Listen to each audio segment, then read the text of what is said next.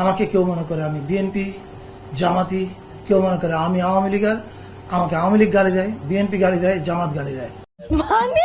আরে ফারুকি ভাই, আপনার নামে সকলে মিথ্যা অভিযোগ দিচ্ছে। সত্যিকার আপনি একজন তেলবাজ ও সুবিধাবাদী। বাতাস যেদিকে যায় আপনি সেদিকেই বাদাম দিয়ে থাকেন।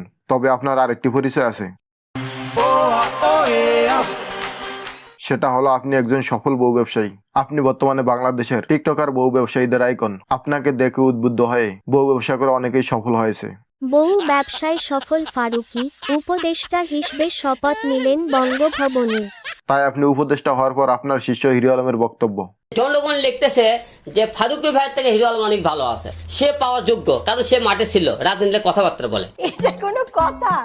2600 লিটার বুকের দুধ দান করে গিনেস ওয়ার্ল্ড রেকর্ড মার্কিন নারীর। আমি আমেরিকানদের বলতে চাই, এটা তো স্বাভাবিক।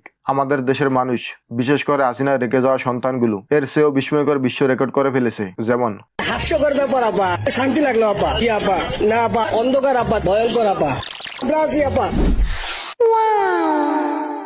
मजा आया। 8 মিনিটের ফোন আলাপে 164 বার আফার নামের জিকির করেছে। আমার মনে হয় এই আফা লীগ পুরো জীবনে 64 বার আল্লাহকেও ডাকেনি।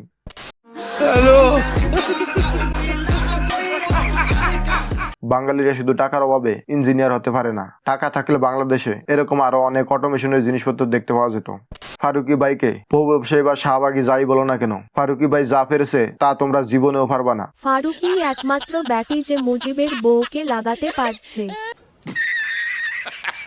বিশ্বাস করো বন্ধুরা, ফেসবুকে আমি এই পোস্টটা দেখার পর কমপক্ষে 20 মিনিট হেসেছি। বাঙালিরা পারেও বটে।